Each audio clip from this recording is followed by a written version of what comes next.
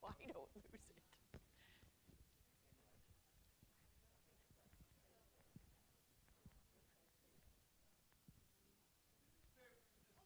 Oh, sure.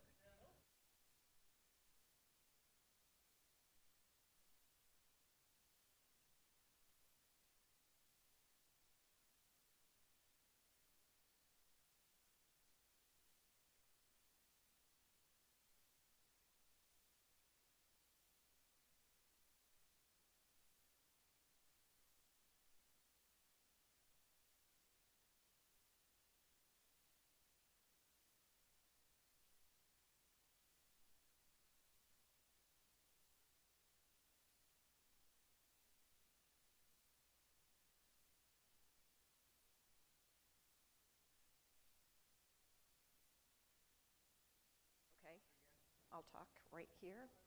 Hello? Awesome.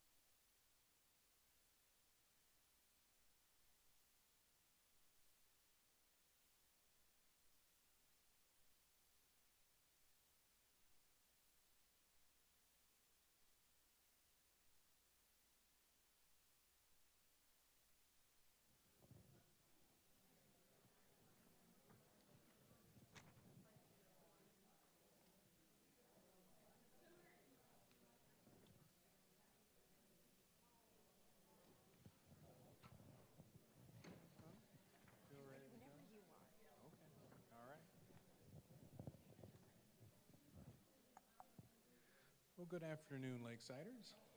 It's good to see you all here, especially at 3:30 lecture. For today, we're fortunate that Michelle Gullion has joined us to celebrate Ohio Week to share her knowledge of Ohio's First Ladies. Michelle is the Director of Collections and Research at the National First Ladies Library and Museum. She holds a bachelor's degree from Hiram College, as well as a master's in Information and Library Science from Kent State University. In this afternoon session, Ohio's First Ladies will delve into the remarkable lives and legacies of the First Ladies of the U.S. who hail from the state of Ohio.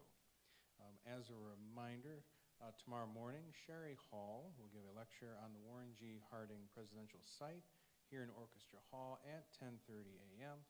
I do ask if you please mute your cell phone ringers and help me in welcoming Michelle Gullion.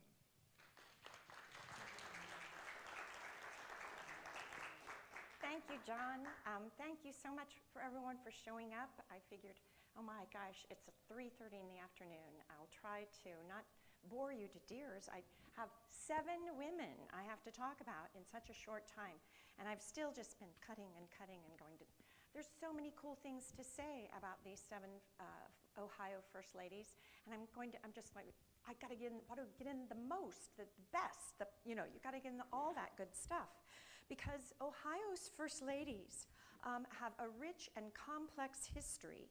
These women were no surprise at all that they embody the state's motto, which is, with God, all things are possible. They were empowered and educated.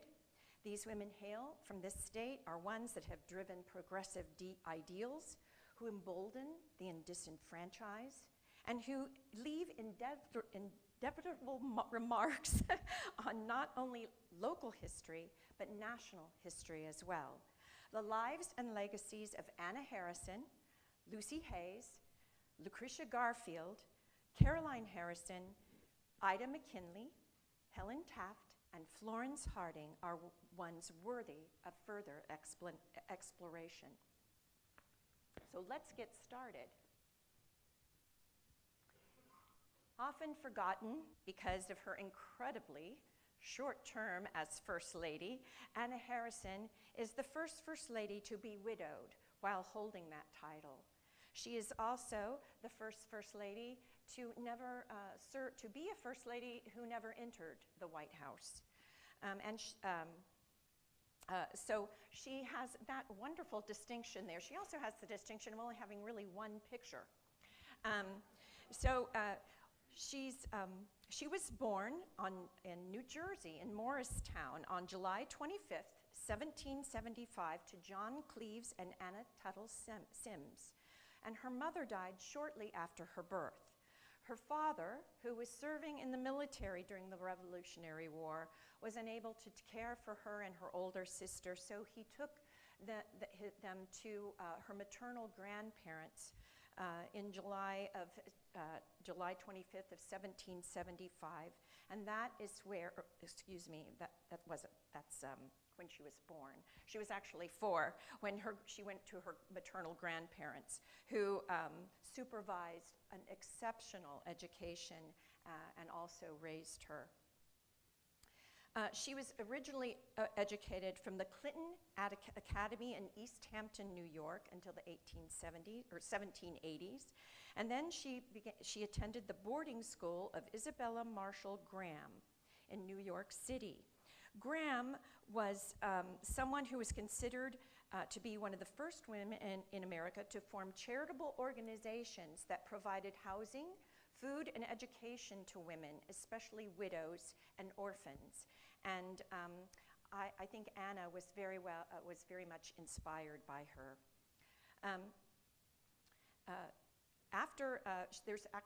There's little known about what all her schooling was until 1794, when she was 19 years old. She moved to Ohio with her father, who was a judge by that time. Judge Sims took the 19-year-old Anna Harrison and promptly moved to the land that he had purchased at the bend in the Ohio River, which was promptly, he became the founder of North Bend, Ohio. While she was waiting for her father's home to be built, Anna stayed with her older sister, Mariah, and in Lexington, Kentucky, where she met and fell in love with a young Army officer, Captain William Henry Harrison. Isn't he dashing? And had been fighting. He was very well known. He was a captain at that point who was fighting in the Northwest Territory against indigenous peoples. Initially, Judge Sims was opposed to the marriage because a military career meant that it was not going to be able to support a wife and family in the proper manner. But once he got to know William Henry Harrison, he finally approved of him, and they married on November 22nd, 1795.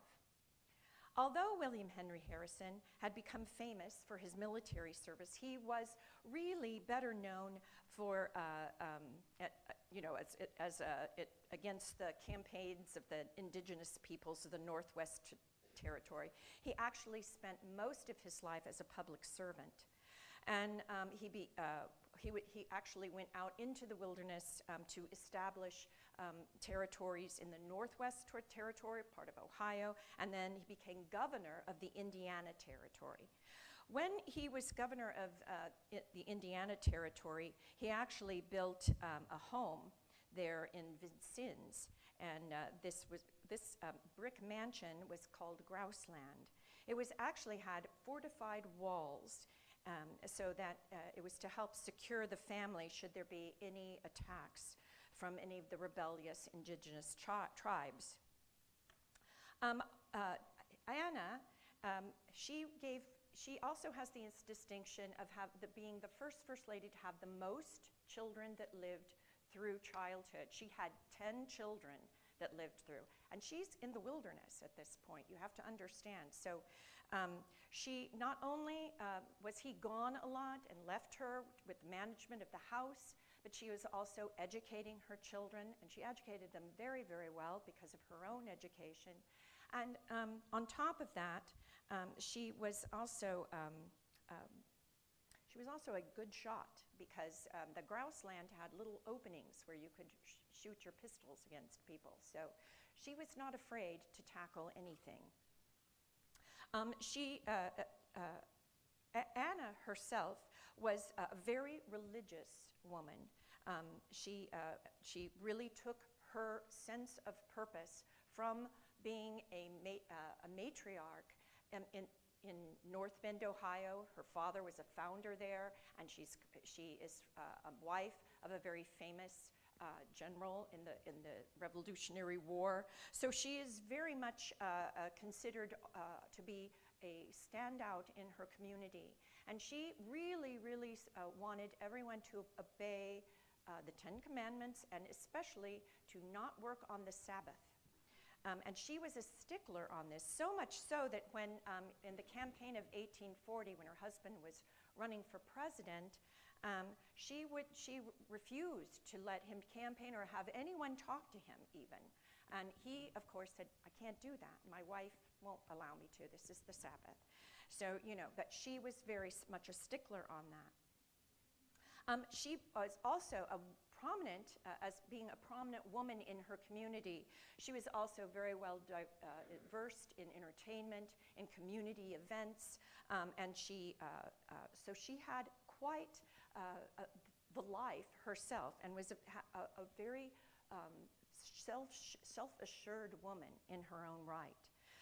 After the war, as the War of 1812 approached, her family returned to North Bend, Ohio, and that's when William Henry Harrison decided to retire.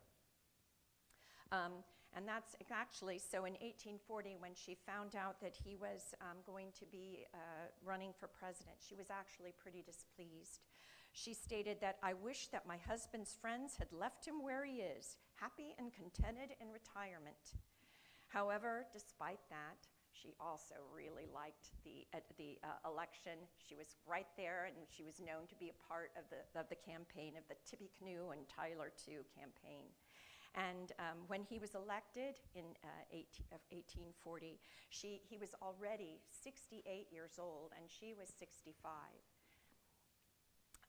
When he went to D.C., when he left to go to D.C. in 1841 for the inauguration, Anna, it was stated, was too ill to travel. Yes, she probably was ill, but she was also in mourning. Her son, Benjamin Harrison, who's the namesake, his nephew, and her grandson, Benjamin Harrison, the 23rd president of the United States, he had passed away. So she was strictly observing the mourning traditions, and my gosh, she had lost quite a few children by this time anyway. So instead of her going to the White House, she had her daughter-in-law, who was, again, newly widowed. She'd lost that son, who happened to be William Henry Harrison II. So she had her go along with William Henry Harrison to the White House to serve as White House hostess. Of course, this was only 31 days that she got to do this, and it's the very shortest presidency in the history, so much so that Anna was preparing to get to leave. She was going to go down there in May, and of course, she didn't get down there. About the time she was about ready to leave, that's when she found out that he died. So she decided not to go to Washington, D.C. She just prepared for his burial at that point. Following his death, she became the first national presidential widow to be awarded a pension by Congress, and along with the free postage to all of her outgoing correspondence. And let me tell you, that woman wrote a lot of letters. She was always writing to presidents and established people to get her family, her grandchildren, any nieces, nephews. She was always looking to help get them positions in government themselves.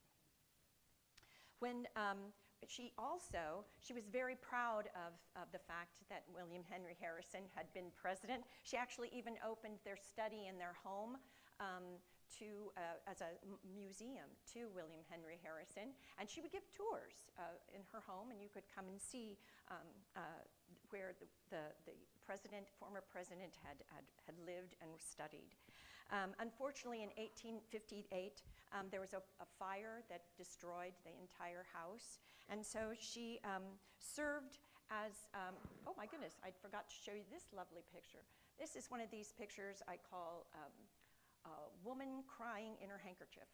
You don't see her face, she's just crying in her handkerchief. It's to symbolize what the women's role was in that era where she was in charge of mourning. This is the only photograph that's known, or portrait that's known of Anna Harrison. And she ended her life at Point Farm, which was the home of her only remaining child, John Scott Harrison, who was also the father of President Benjamin Harrison. She died on February 25th, 1864, at the ripe old age of 88 years old. And to this day, she is still the only woman who is the wife of a president and a grandmother to another. I need to start using this. That will be helpful. Lucy Webb Hayes. I think you guys learned about probably a little bit about Lucy yesterday. Lucy Webb Hayes was born August 28th, 1831 in Chillicothe, Ohio, to Dr. James Webb and his wife, Mariah. Lucy Webb was the youngest of 3 children. She was the youngest of 3 children, and although her father's family were enslavers in Kentucky, so he and his wife both were abolitionists.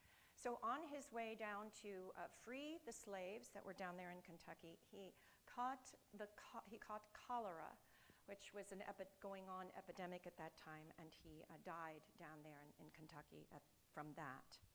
So Lucy never really knew her father very well, but she was raised, again, by very strong maternal grandparents as well as her mother.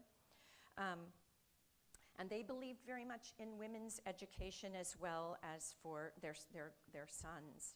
She attended school in her hometown of Miss Bakersville School, and then in 1844, the family moved to Delaware, Ohio, where her older brothers enrolled in Ohio Wesleyan University. She was not really supposed to be enrolled in the college, but she was permitted to go along with her brothers and sit and watch and sit and look and be a part of the studying that was going on. And while she was on this campus, she happened to meet for the very first time a young lawyer named Rutherford B. Hayes. Several months after her going to Ohio Wesleyan, she transferred to the Cincinnati Wesleyan Female College, where she was described as a diligent student. She expressed her belief that in all things, women were equal to man, and is quoted as saying, "Instead of being considered the slave of man, she is considered his equal in all things and his superior in some." In 1850, Lucy Webb graduated from college, making her the first lady to graduate from college. It was also during this time that she and Rutherford B. Hayes totally fell madly in love with one another, and they were married in December of 1852 in the Webb family home. They started their life in Cincinnati until the Civil War hit. And then because they both were very staunch abolitionists and they believed that it was necessary to end slavery, she certainly supported Rutherford's decision to enter into the voluntary military service. She, as often as she could, and she gave birth to 8 children, as often as she could, she would go and pack up her sewing machine and take her mother and all the kids, and they would go down to the encampment wherever Rutherford B. Hayes was encamped. And they would stay with him as long as possible. They didn't go all the time, obviously, but it was during these times, these very hard times during camp life, that 2 of her little sons actually died from the conditions, the poor conditions of dysentery and that type of thing that was going on. She became a very beloved woman to the 23rd Ohio Volunteer Infantry. They called her Mother Lucy. They remembered her visits to the camp where she ministered to the wounded.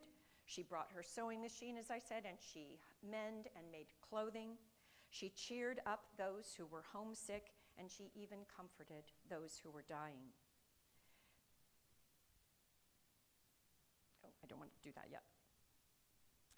Lucy played a critical role with Rutherford B. Hayes in his political life when he came back to Ohio. First, he was elected into Congress, and then he served 3 terms as governor of Ohio. And it was during this time that Lucy started to do an agenda of reform for welfare institutions. She worked to create an Ohio orphanage for children of the Civil War veterans. And this is something that was very near and dear to her heart always. Due to her after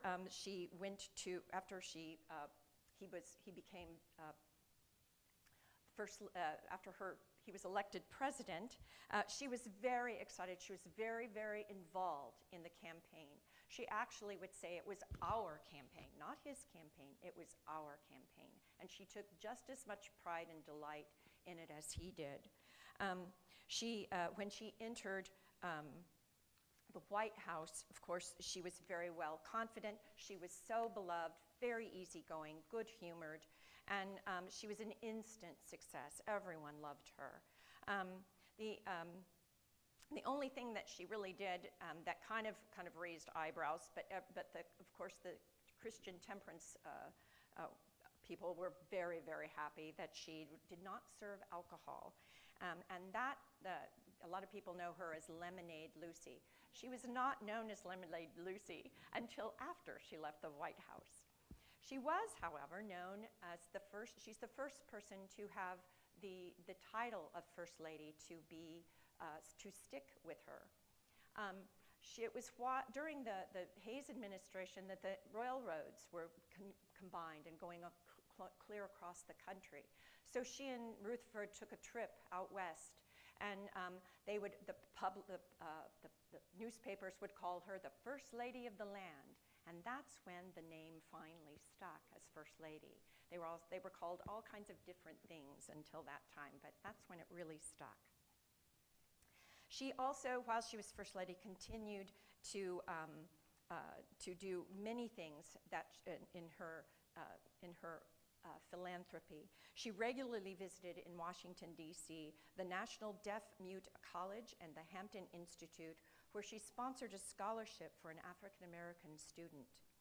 And of course, the main thing that that's probably the most thing that everyone remembers about Lucy and Rutherford B. Hayes is that the fun things that they did is they were the ones who started the Easter egg roll on the White House lawn after the children of Washington were banned from doing an Easter egg roll on the Capitol grounds. And that, of course, that tradition continues on to this day. By the end of the Hayes term in office, Lucy became the most widely known and most popular president's wife in the country at that point.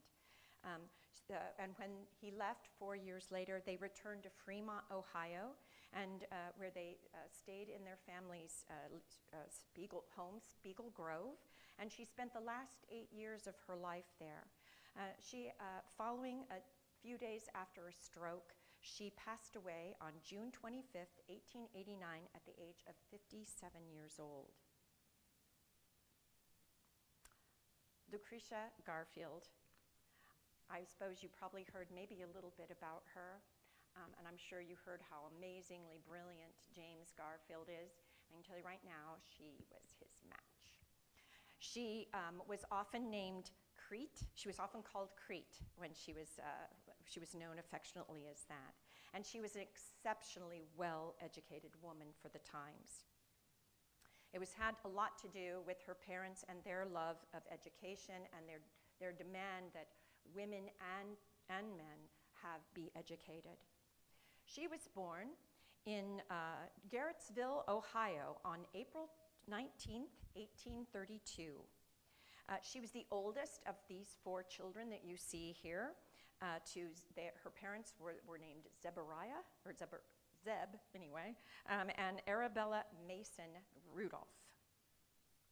Lucretia was described as a petite young lady, but she was also very shy, very introverted, and very serious. In the Rudolph household, they were very passionate about education, and they read voraciously. She was a voracious reader. She is quoted as saying, it would be about as much use to stop breathing as to let books alone if they were anywhere in the region about me. I have to read as I have to live.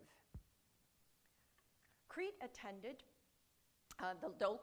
the school district there in Garrettsville until she was about 15 years old, and then her parents sent her to the Geauga Seminary, which was an academy for both boys and girls, and she boarded in a dormitory with other girls, and she received a really well-rounded education there.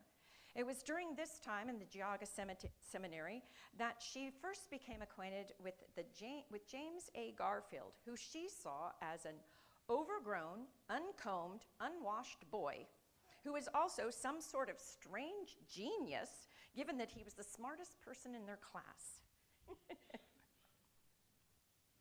In the fall of 1850, she was enrolled. I meant to get that earlier. I think he kind of resembles that in that picture there. In the fall of 1850, she was enrolled in her first term in the new college, the Western Reserve Eclectic Institute in Hiram, Ohio, now known as Hiram College. The non-denominational and co-educational institute was established by the Rudolph families and their religion, who they were the disciples of Christ. And her father not only served, he made some of the buildings, he built some of the buildings, he served on the board of trustees, and then he moved the whole family to Hiram Hill because they were that dedicated. They were so invested in this college and in education. Lucretia when she entered into the eclectic, as it was known then, she kind of came out of her shell. She sang in the Glee Club, she started a literary society, and she edited the school magazine, The Eclectic Star, in which she wrote essays and drew sketches. In the spring of 1853, James and Crete began to notice each other. And it was in the November of that same year, James wrote the first of what would become 1,200 letters between him and Lucretia that they exchanged just during their courtship. It's amazing, and you can actually read their letters. They're fascinating. Love letters, and they talk about all kinds of amazing things. Once she finished her education to the eclectic in 1854, Lucretia became a school teacher, and she absolutely loved being a school teacher. She taught all over the Cleveland area. She taught, of course, in downtown Cleveland. She also taught at Hiram, in Ravenna, Chagrin Falls, and then at the very end of her career, she actually went all the way to Byron, Ohio, near the Ohio border. During this time, James Garfield, while their courtship, he's attending Williams College in Massachusetts, and the two began to, they had this kind of rocky. She was just as smart as he was, so she wasn't gonna, they would argue quite a bit, and so they just didn't know whether they would do this or not, but they finally decided in 1858 that they would try a life in union. Then, as soon as they married, they moved into a boarding home almost immediately, and James Garfield began his rise in the academy. He was president of Hiram College at one point. He was really known for his brilliance, and when the Civil War broke out in 1860, he became then very involved in that. They had a little girl, and they didn't see each other very much, but they had a little girl. Their first child was born in 1860. Her name was Eliza Arabella. She was the first of 7 children that they had, 5 of who made it to adulthood. James he served in the Union Army from 1861 till 1863 when Lincoln asked him to go to Congress. This kept the family apart, and as you can imagine, he did not take Lucretia with him, and this further made problems in their marriage. They often referred to this time in their lives as their dark years. It wasn't until October of 1863 that they came together because of a death. The death of their firstborn girl, Eliza, she was more affectionately called Little Trot, died. And in their shared grief, they found that they found each other, and they found comfort in one another. And this is when their really strong, happy marriage really begins. He had been in Congress at that point, and then from that time on, he took the family with him. And they had, as like I said, they had 5 children that lived. Oh, let me show a picture of them. Aren't they lovely? And there's Mother Garfield. That was James Garfield's mother, who lived with the Garfields, too. So they had a very happy and healthy home. And so when Garfield was elected president in 1881, Lucretia really kind of surprised everyone and really shone as a very successful White House hostess in her role. She Unfortunately, in May of that year, in 1881, she became very, very ill with malaria. And she was sent to the New Jersey seashore side in Elberon, where she convalesced for the majority of the summer. James Garfield was so excited on July 2nd. He was going to finally be able to get away and get out of his presidential duties and take a break, and he was so excited to go see Lucretia. He was so excited to see her. She had been so sick. And of course, he was shot, as you probably heard this morning. He was shot at the Baltimore and Potomac Railroad Station. Lucretia instead flew back to Washington, D.C. She spent the next 80 days caring for her husband, and she gained universal admiration for her devotion, strength, and tireless efforts, which were published. The Times, the newspapers would just publish what was happening every day with the president because it took 80 days for him to pass away. It was just horrific. But unfortunately, James Garfield, as we know, died on September 19th, 1881, as a result of infected blood, the infected blood bullet wound from the dirty fingers of the doctors. Following the president's assassination, word reached Lucretia Garfield that there were all these doctors that came and took care of Garfield. He had quite the entourage. It was quite, the doctors all wanted to say that they took care of President Garfield. Lucretia found out that there was actually one female doctor that was amongst all these male doctors, and her name was Dr. Susan Edson. And Lucretia found out that in the papers, it was published in the papers, that they were settling the president's bills from the assassination. And they were determining who all would be paid and what they'd be making. And all of the male physicians were going to be paid $10,000. And then you saw Dr. Susan Edson, who was making $5,000. Mrs. Garfield wrote a letter to the committee and of the Congressional Committee, and she insisted that all the physicians be paid equally and fairly. Here's what she had to say. This is part of what she had to say in this letter. As far as real service was concerned, that rendered by Dr. Rayburn, that was one of the doctors that was on the same tier as Dr. Edson, bore no comparison to Dr. Edson's. And it seems to me only justice that this discrimination be not made in favor of Dr. Rayburn. She also told them to not use her name. She wanted to remain anonymous. However, and so when it finally came out that they were settling all the bills in the newspapers, there in the print was Dr. Susan Edson, who was also being paid $10,000 along with all the other doctors who were taking care of the late president. Following her husband's death, there was an outpouring of national support that created a trust fund for her and her children. So she never really had to worry about, it was so substantial that she never really had to worry about funds ever again. She also received a congressional pension as the widow of a president. This meant that she was able to continue on. She did amazing job with those 5 children. They all graduated from college and led amazing,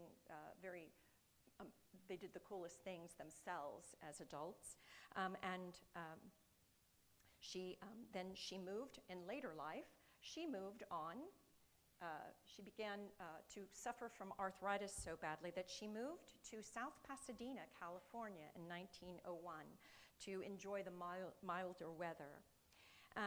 She also enjoyed frequently visiting the White House, where she would visit with Francis Cleveland and Ida McKinley. Lucretia lived a very full and remarkable life and finally passed away at the age of 85 on March 18th, 1918 in California. Caroline Scott Harrison. Wow, she was one of those women who got 25 hours out of 25 hours out of 24-hour days. She was just a little powerhouse.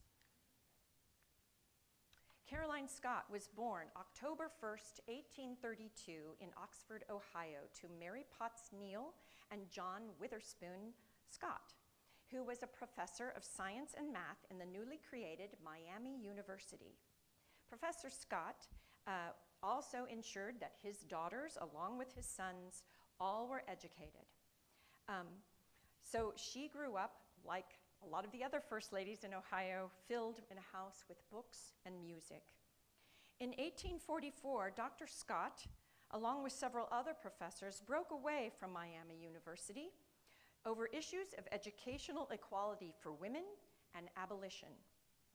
As a result, he moved the entire family to Cincinnati, where he founded an all-girls school. That is where Caroline Scott first met Benjamin Harrison, who was, I guess, immediately smitten with her.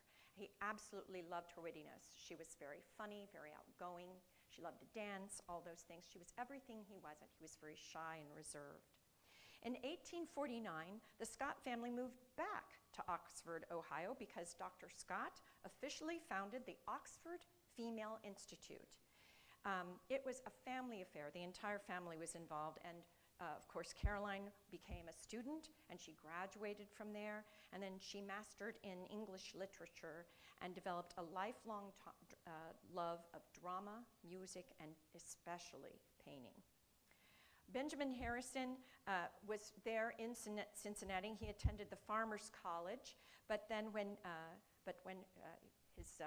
the Scotts moved back to Oxford, Ohio, he actually transferred to Miami University to be closer to Carrie Scott with the dancing brown eyes.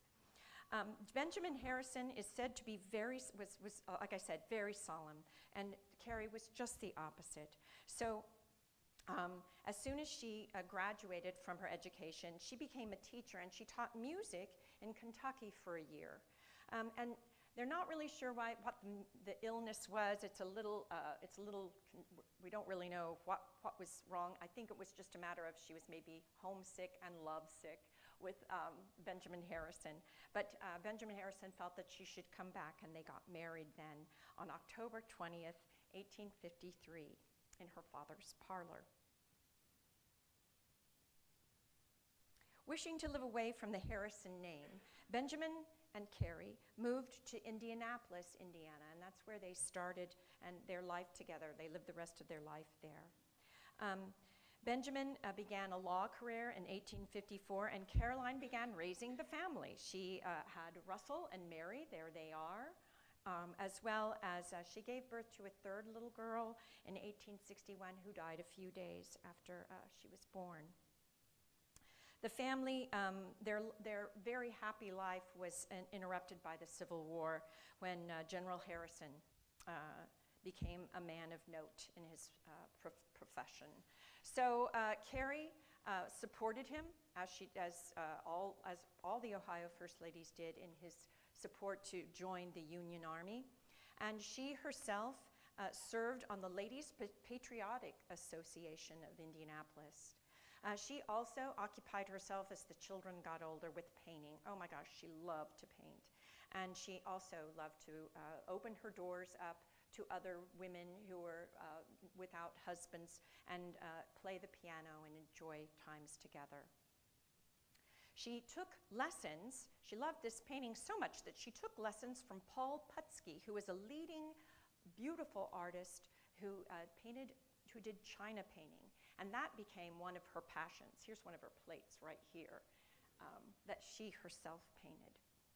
Following the Civil War, Benjamin Harrison, with his law practice and military service, became a political force. And he was elected to the Senate in 1880, and which brought him and Caroline to Washington, D.C. And she was very, very popular there. I'm sure you're not surprised, because she was so bubbly and excited and talkative to everyone. In 1888, during the presidential campaign, it was Caroline who was a true asset. You know, he was very grim and proper and very quiet, and she could just charm, and she charmed all of the public, she charmed the press. She actually even spoke to members of the press, which was pretty daring to do in those days. And then in November, he was elected president in 1888. He was elected by one electoral vote, but not the popular vote. That went to Grover Cleveland. Although Caroline Harrison enjoyed private life, she moved into the White House, and she was determined to make some changes. The whole entire Harrison family, of course, they were all very close. They moved into the White House, and she saw that there were some things that really needed to be done. She was the first, she installed electricity into the White House. At that point, up until then, it had no electricity. And she also drew up plans to expand the White House. So she had a east wing and a west wing, and then this center hallway that she envisioned for art galleries and events and these beautiful events that would happen. It's quite the drawing, and I'm sorry I don't have a picture of it, but I've seen it, and it's just amazing. She didn't get that. Congress just felt like it was a little too much money, but she did get an updated kitchen in the White House, which was really, really needed.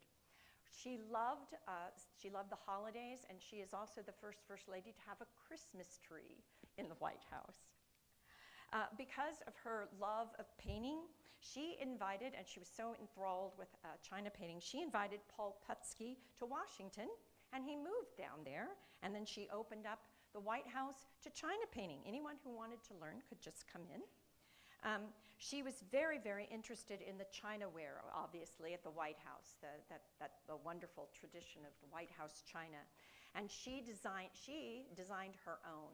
If you see this, you see right there, I'm going to find you this. You see the corn and the goldenrod right there? Those were her inspiration. Those are from her, she's paying tribute to her Midwest roots.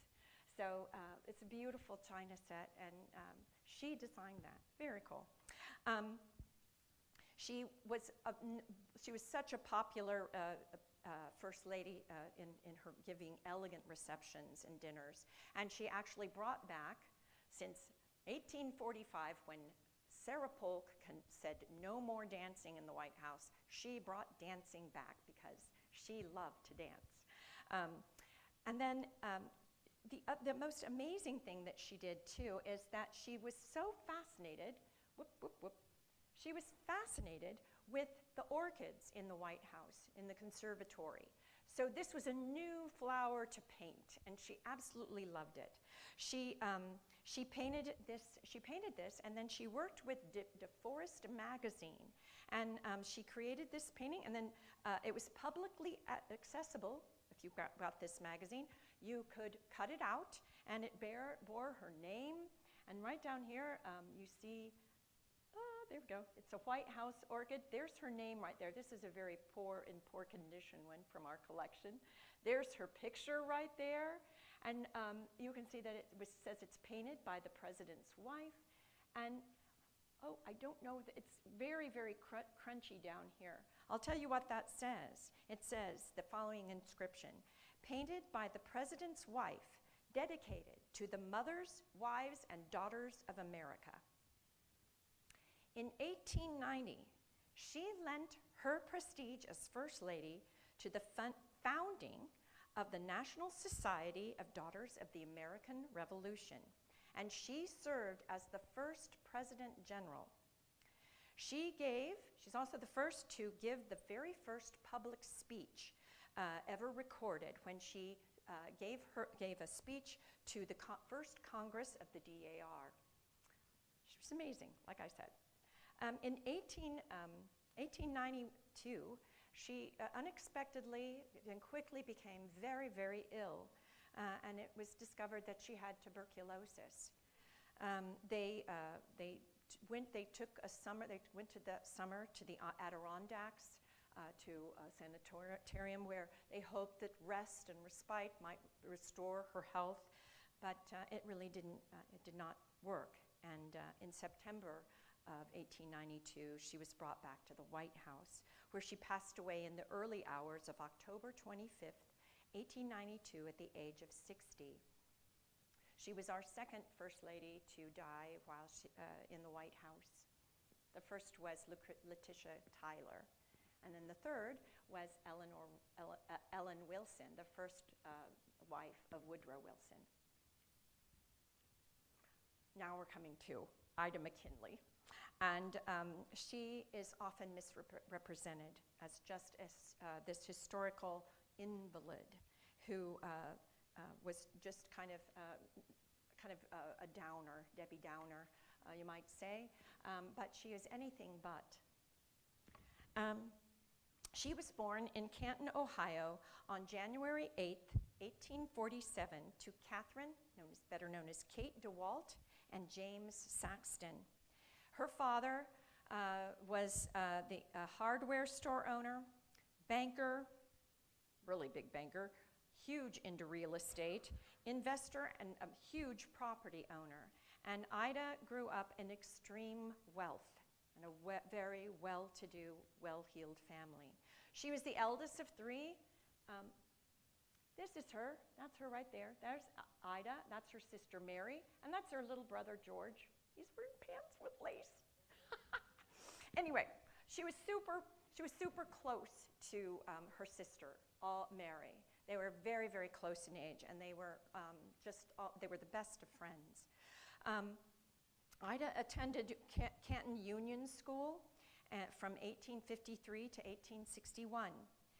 The principal there was Betsy Mix Cowles, who had a huge influence on her. She was the founder of the Ohio Women's Rights Association and the Women's Anti-Slavery Society. She instructed, Ida went to school there, and she became one of her favorite teachers. When Cowles went to Delphi Academy in New York, Ida and Mary followed and went to school there with Betsy Cowles. And Ida especially had a great affinity for mathematics, and her father really wanted her to have a good education in mathematics, not just in the embroidery, that type of thing.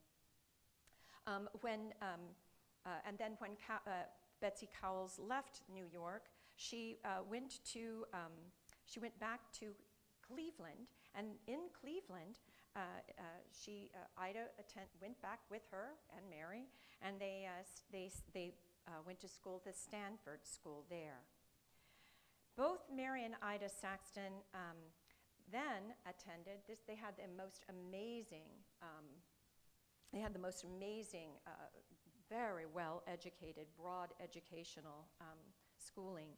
They went to the boarding school at Brooks Hall Seminary in Media, Pennsylvania.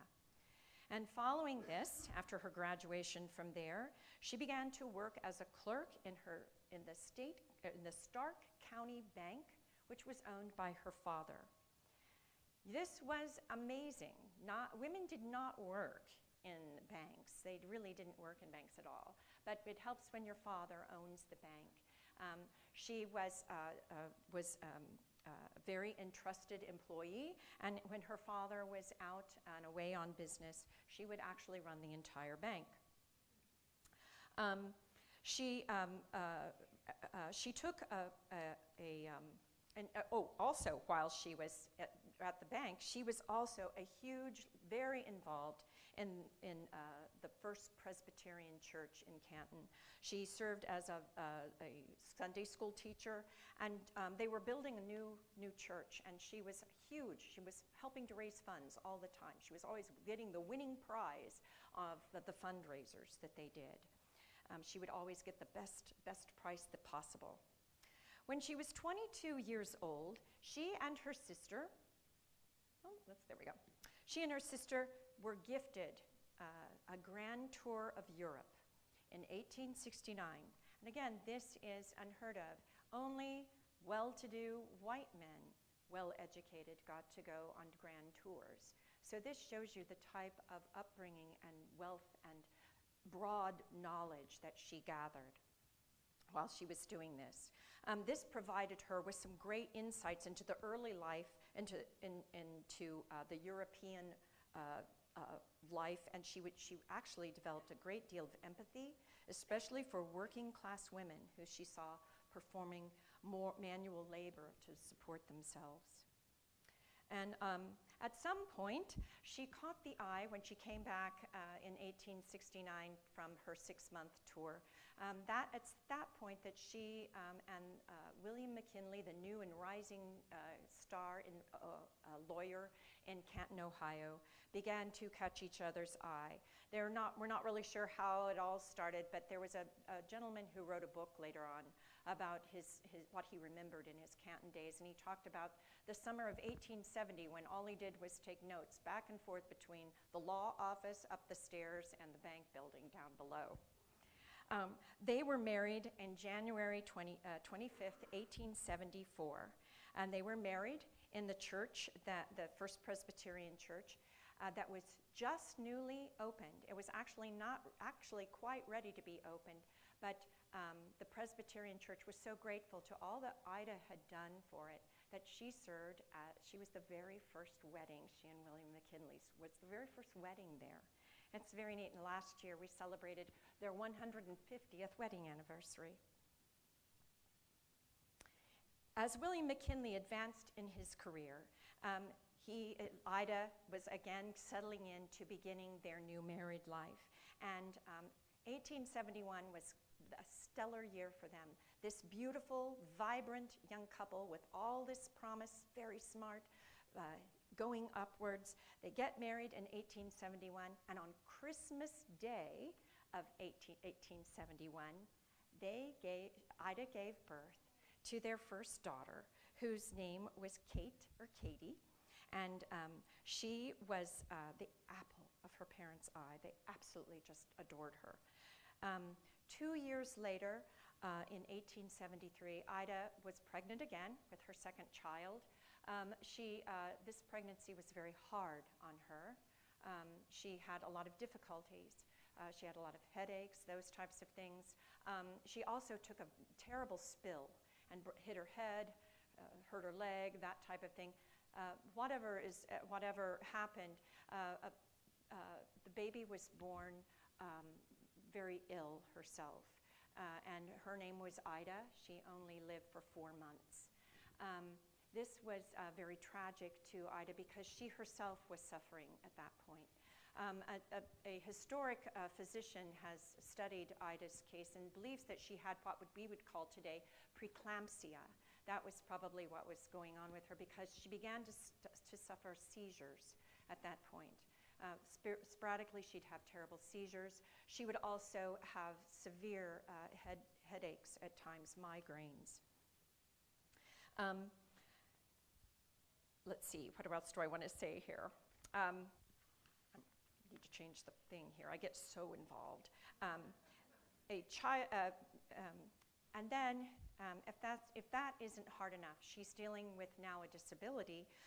In 1875, a darling baby girl, Katie, died of some type of childhood illness. Like I said, in 1875, she wasn't even 4 years old at that point.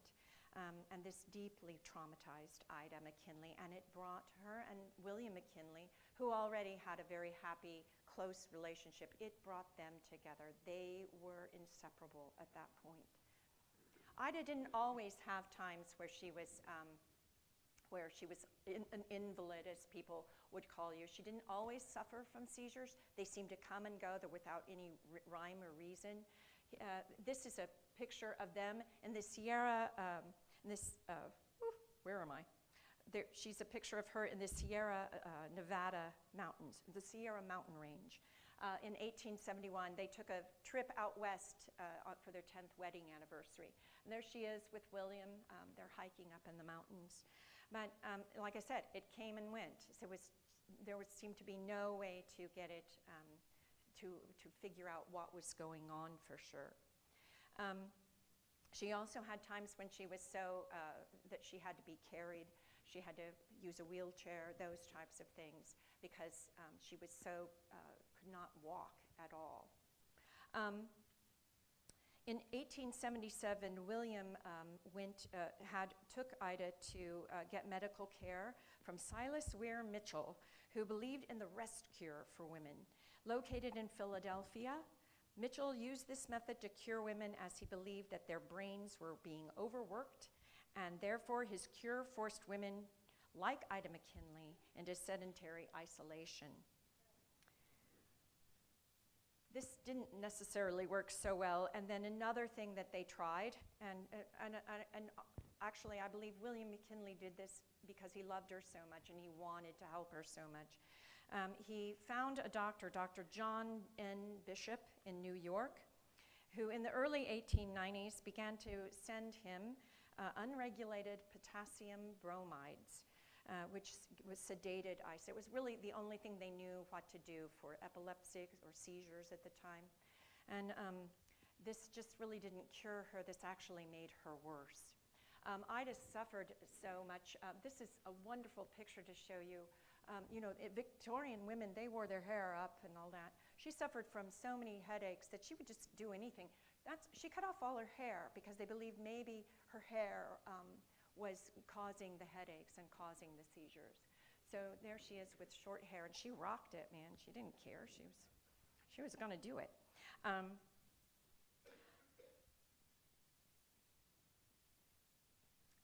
They went, while she was doing all that, they started the campaign, of course, in 1896. He was on the rise. I'm sorry, I had to kind of edit all this. I had so much more. So in preparation for the 1896 election, William McKinley actually rented the house that you see there. That was a rented house. It was called the McKinley Campaign House, so it became known as McKinley's house. It was where the front porch campaign took place, and during the campaign, Ida played a public role, and on many occasions, she would sit and listen to the speeches and appear before the crowds listening to William's speeches. During her time in the White House, Ida McKinley did not permit her health to hinder her role at all. She received guests at formal receptions and carried on as normal. They just altered some of the traditions. She sat in a chair when she was in line greeting guests. She would sit in a chair, she wouldn't stand, and to help preserve her health, she also would hold flowers so that people wouldn't shake her hand over and over again, because that would really cause bruising and because of so many people shaking your hand. So she would hold flowers to try to prevent that. They also did a different thing with the protocol. William McKinley sat at one end, and normally the First Lady sat at the other. Ida sat to his right, so if she had a seizure, he could take a handkerchief or a napkin, he could just throw it over her face, and then as soon as the seizure was over, he would just take it off, and they would carry on as normal. You can imagine, though, how people talked when that happened. Ida was actually the only First Lady in our, in 2020, we were going to be celebrating 100 years of women's suffrage and women getting the right to vote. And we discovered that Ida McKinley was the only First Lady who publicly declared support for the women's suffrage before 1920. She personally invited Susan B. Anthony to the White House, and then she sent a big bouquet of flowers to the women's suffrage movement that night, and announced that she wished she could be there with all those women. She also supported the women's suffrage movement. She crocheted slippers for fundraisers. She donated a doll. She did all kinds of stuff in support of women's suffrage. She really had a real deep place in her heart for women's issues. And she personally supported the Crittenden House, which was a place for homeless, impoverished, and unemployed women. As she just did so many cool things until 1899. She was poisoned by the bromides, and she went through a terrible time of seizures and became very depressed. And it was discovered at that time by the physician, Dr. Rixey, in the White House, that William McKinley had been over-medicating her. He got her off of the bromides. He put her on a regime of rest, good diet, and having exercise, and she got along much, much better after that time. Of course, shortly into the second term of their White House term, in 1901, they went to go to the World Exposition up in Buffalo, Ohio, or Buffalo, Pennsylvania. And she actually, the day before, she had been to visit Niagara Falls with President McKinley, but that next day when he went to the music hall, she was on a day where she needed to stay home and rest. So she was not there when he was shot by the assassin on September 9th of 1901. It took 6 days for McKinley to pass away. They thought he might recover early on, but he didn't. She was not really allowed to remain at his side. They were so afraid that she herself would become ill that they restricted her visiting him. It's actually kind of sad. And she was not allowed to attend publicly. She could not be seen during the funeral that was given for him. She had to either sit up high or behind somewhere, so that in case she had a seizure or became ill, she wouldn't be seen by the public. So she really lost not only her beloved husband, but the one person who really championed her in her disability. Ida returned to Canton during her widowhood, and she regularly visited the holding vault and William McKinley's coffin. Almost daily, she took flowers there. She'd sit and talk to him. And she initially, and then later on, she began, as the time went on, she began to join in on public activities. She loved plays and musicals, and she also went to go hear speeches, that types of things. She would write to her niece about the beautiful day it was in Canton. And she continued to crochet she made, I think, between 3,000 and 4,000 crocheted slippers during her lifetime. She died 4 months prior to the opening and the completion of the McKinley Monument, which she had really enjoyed watching be established. She died on May 26, 1907, at the age of 59. How am I doing? Ooh. Okay, gotta hurry up here. Helen Taft. Helen Taft, she was called Nellie very affectionately, and she's mainly known for bringing the Japanese cherry blossom tree to Washington, D.C. She was born Helen Herone on June 2nd, 1861, in Cincinnati, Ohio, to Harriet Collins and John Williamson Herone. He was a very famous lawyer and district attorney, and Nellie was the 5th of 10 children. She had that many kids in her family.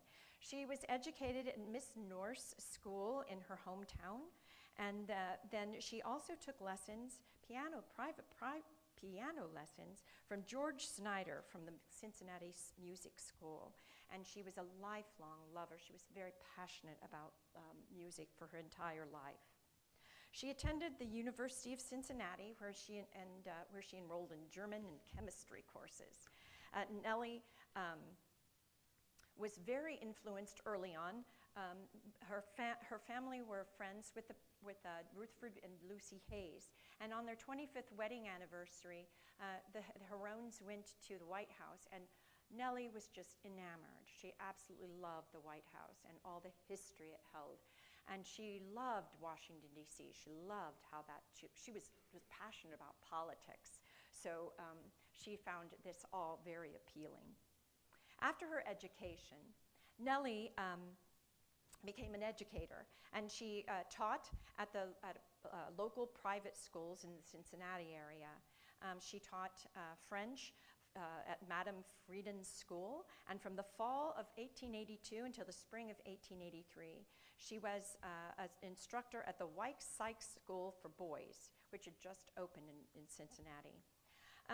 She was very driven. She loved what she loved. She was very opinionated, and she was so afraid that she would not be able to find a man who would let her share and encourage her in her own interests. She found that, though, in that adorable Will Taft, who respected everything all of her intentions and encouraged her interests. He actually called her his treasure. And Helen and William Taft were married on June 18th, 1886, in her own family. In 1887 and 1888, Nellie worked as a kindergarten teacher. She was unpaid, though, in Cincinnati. She did this because she wanted to help support the kindergarten movement, which was founded there in Cincinnati by her mother-in-law. During this time, Nellie was actively involved in the music culture of Cincinnati, too. She helped found the Cincinnati Symphony Orchestra.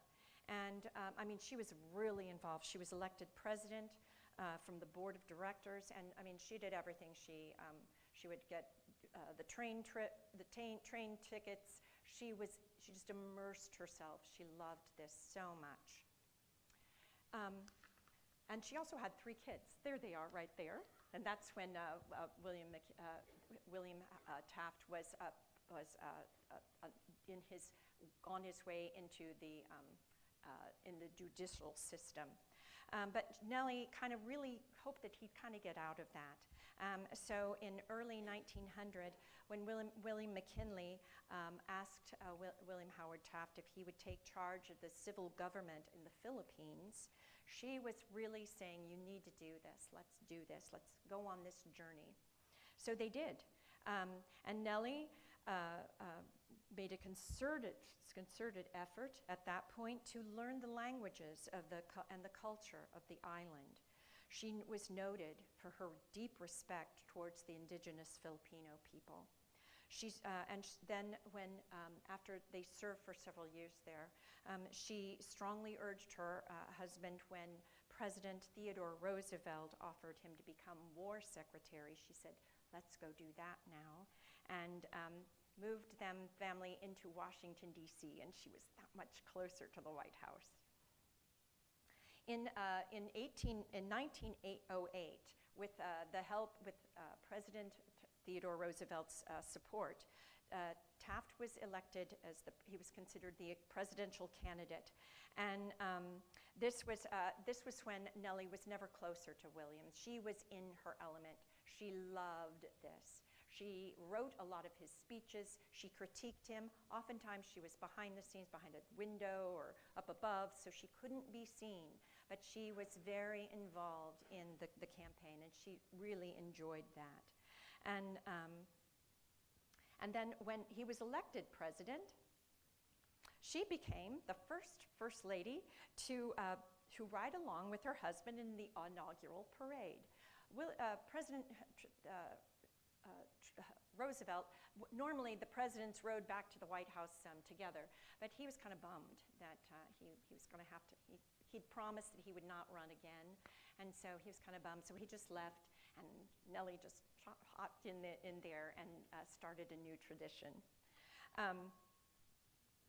She did a lot of changes to the White House in those days. She replaced all of the white ushers that were employed at the White House with African American ushers that wore uniforms. And she also she made this domestic change, which which garnered a lot of praise in the editorials and newspapers at the time. Probably what she's most known for, though, is, well, she's not most known for, I want to also point out, she also said, we got to get rid of these white horses and buggies. Let's get into an automobile. And there they are in an automobile. She brought the automobiles to the White House, transportation. She enjoyed champagne and playing cards, and so she served alcoholic beverages at these events. And despite being criticized by the Women's Christian Temperance Union, she didn't care. She continued to serve her famous champagne punch, which was given wide. People loved it. They said it was delicious. She suffered stroke 2 months into her term as First Lady. It was probably very heart-crushing for her. And it took her a year to fully recover from that stroke. She was left with a speech impediment, so she was very careful not to make any public talks at that point. And her daughter, Helen Taft, filled in for her at that time. She, of course, was the person who was the inspiration for the cherry blossom that go along the tidal basin there during the Potomac River. Her vision for that came from Luneta Park in Manila on her trips there. And a Japanese scientist heard that she was going to be doing this, so he went to Tokyo, and the Japanese government agreed to donate 2,000 trees, cherry trees, for this basin, this project. However, when they arrived, they were too big and too old, and they were diseased, and they all died. So the Japanese sent 3,000 trees the next time, and they were all younger and smaller, and they were not diseased, and there we are today. When her husband lost the election in the campaign of 1912, William and Nellie moved to New Haven, Connecticut, and he began to teach law at Yale. She, on the other hand, she began to work on her own memoirs, and they were published in 1914. They were called Reflections of Full Years. She's the first lady to write and publish her own personal memoir. In 1921, when William Taft was nominated as Chief Justice of the Supreme Court, Nellie returned to Washington, D.C., and she was really, really happy. She continued to live with her husband another 10 years until he died in 1931. And then as a widow, she began traveling again, and she traveled to Egypt and London, Mexico, and Italy. She led a very full life, full of music, art, and occasional poker game, and she passed away at the age of 81 on May 22nd, 1943. Now, not last, but definitely not least, we are going to talk about the fabulous Florence Kling Harding. She was quite a powerhouse. She was a very amazing woman in and of herself. She's really often compared to, she doesn't get the credit that she did in modernizing and really bringing the First Lady, what we consider First Ladies now and what we look to them doing. This starts really with Florence Harding. So I think I've skipped a page here. I need to tell you when she was born. There we are. She was born in Marion, Ohio on August 15th, 1860. And she was born to a very wealthy family. Her mother was named Louisa Mabel, and then her father was Amos Kling. And he was believed to be the richest man in town, if not the most wealthy. Then he was very, very rich. And she had a very privileged and wealthy, privileged childhood. She attended the Union School at Marion for several years, and she also studied classical piano.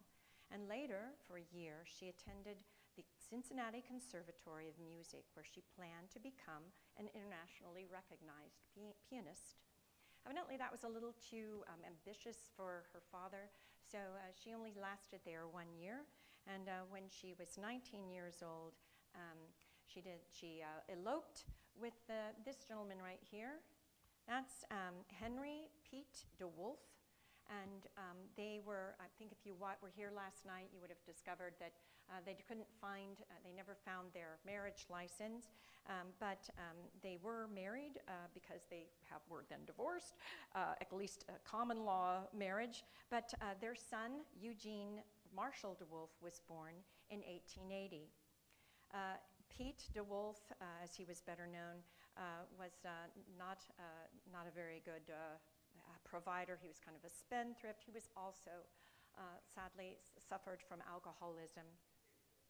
And he abandoned Florence and their baby son only 2 years later in 1882. And Florence was forced to return to Marion, and she filed for divorce, and it was granted in May of 1886, and followed by she resumed using her maiden name. She was a strong-willed and independent woman, and Florence refused to come back home. She even though, because her father had disapproved so much of Pete DeWolf, therefore she decided that she would provide for herself by teaching piano lessons for 25 cents an hour in the rooms that she rented. As you can imagine, that was not enough money to help support a young child. So Amos Kling, her father, took over the guardianship of his grandson and also changed his name to Kling.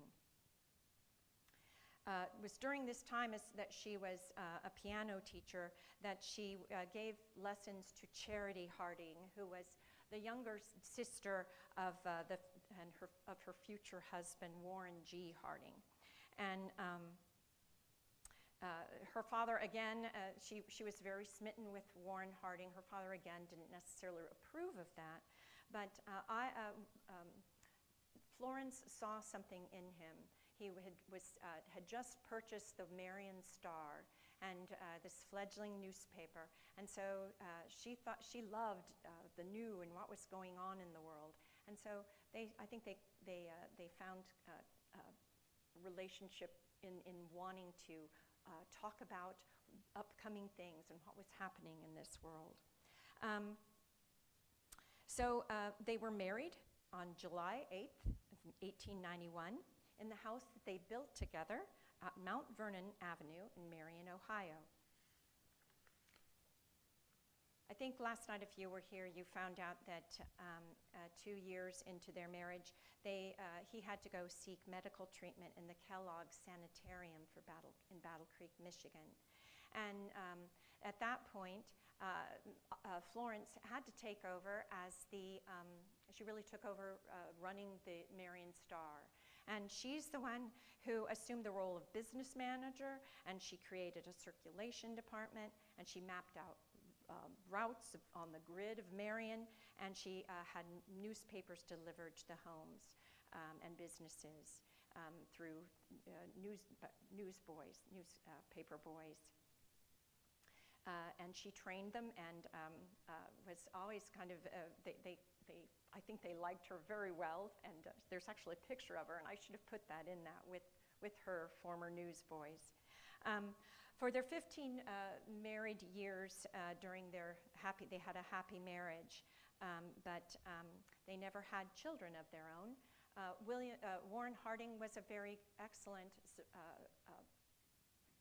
stepfather to Marshall. In this picture, there's Warren Harding, and there's Marshall right there. That's how the house looked before they added on the front porch. This is their house before the front porch was added on. So I want to call out that he was a very good father figure to his stepson. And unfortunately, Marshall, that you see there, he inherited this, the biological father dying of tuberculosis that was brought on by the onset of alcoholism himself. He had two children, and there they are. I was so glad I put this in after last night. She had two grandchildren, and there she and Warren are. I love that picture. And her daughter-in-law remarried and raised her children. And Florence stayed in touch with her daughter-in-law and stayed in touch with the children and wanted to know what was happening with them, even though she respected the fact that they were leading now their own lives with a different husband. Warren Harding became a president, or began to really get involved through the paper, began getting involved in politics, and he and Florence really both enjoyed that. But Florence especially. It was during this time, though, in 1905, when he was running for lieutenant governor, she had her first really serious round of kidney disease. And this is when, I think if you were here last night, you found out that she had to have surgery, and it took a long time to recover. And this is when she had the affair with Carrie Phillips, her friend and neighbor, happened. And yes, she did know that, and she was crestfallen, as anyone would be, but she persevered. Despite the scandal, she stood by her husband, and that she's considered a payoff when he was elected senator in 1914. And then later on, she was even more excited when he ran as the presidential Republican nominee in 1920 for President of the United States. This was, according to Florence, this was the highlight of her entire life. She absolutely loved this. She loved all of this campaigning. She would play both roles. She knew this from the newspaper days. She knew how this worked. So she would talk to the young ladies who were out there going to vote for the first time, and she would say, "I don't wear my wedding ring because that's a sign of bondage." And she would really play that up. And yet she would go then she'd find the town home folks, the old folks, and she'd go, "Here's my recipe for Harding waffles. These are Warren's favorites." So she really knew how to play that role and really hit all the parts that are so complicated for women. She did it beautifully, and she was very beloved herself. She just had a blast. When she came into the White House, she had some plans. She did an amazing job. One of the things that I wanted to really call attention to was that she was very involved in making sure that women were were newly able to vote. She wanted to make sure that our organizations and women were heard, and she knew no better way than to make sure that she was photographed and women's groups were photographed on the White House grounds. She wasn't just doing that and for photos. She donated to the creation of a Women's National Republican Club in New York, and passionately supported a prison reform movement that grew from the harsh experience of women suffragists in prison. The reform later resulted in the Alderson Reformatory Prison, which was the first federal correction institute exclusively for women, which emphasized rehabilitation in order to provide life skills for those that were imprisoned. She not only, I think you heard last night, she was an avid animal lover. Here's two of her dogs. This first one, is that Jumbo? I thought so. That's Jumbo there on the front porch. There she is with him. And there she is with Laddie Boy, who is, of course, a very famous White House dog.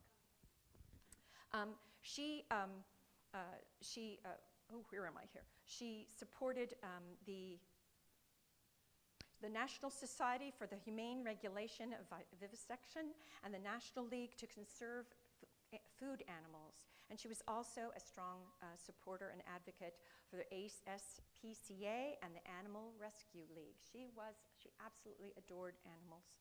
Her final cause that I really want to talk about and wave a big flag on is her support of the World War I veterans.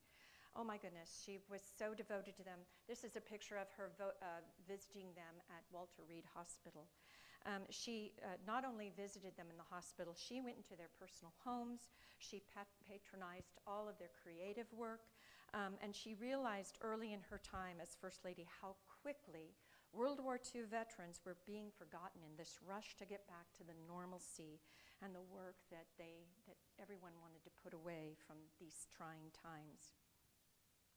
Unfortunately, Florence's time as First Lady ended unexpectedly while on a 1923 trip to the western United States and the territory of Alaska, which that picture was taken, there they are in Alaska. President Harding died of a heart attack. Well, they thought he was in prison, there was all this stuff, but it was really heart disease that he was later found. That's what he really died from. There was all kinds of scandal, as you heard last night. Following her husband's death, her own poor health declined. Her kidney ailment really came on hard again, and I think just a matter of she was just heartbroken from being a widow. The scandals were just getting started, and she just really didn't have I don't think she had the will to live anymore. And she died November 21st, 1924 from kidney failure. Exceptional. All these 7 women are so exceptional. They're groundbreaking, and they're progressive in their very own rights. These First Ladies called Ohio their home, and they're some of the most bold and forward-thinking women of their time. Many of these individuals themselves personally evolutionized the role of First Lady, yet have little appreciation in American history. First Ladies like Anna Harrison, Lucy Hayes, Lucretia Garfield, Caroline Harrison, Ida McKinley, Helen Taft, and Florence Harding are true Ohio treasures and vital to this nation's history. Thank you very much, and please, please come to Canton and visit us. Thank you.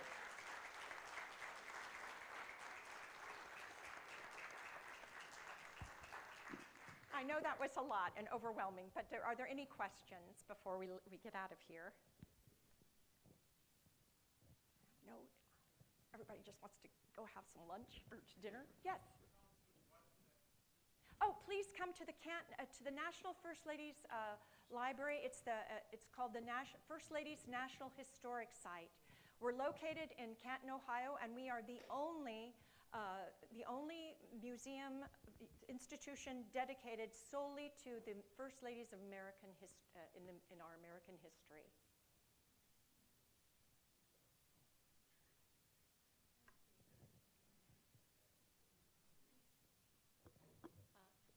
I'm from Canton.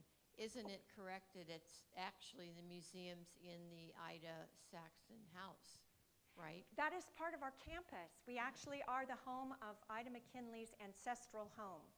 And I'll just do a little plug right now. We are in the midst of changing the 3rd floor of the Ida McKinley Saxton ancestral home.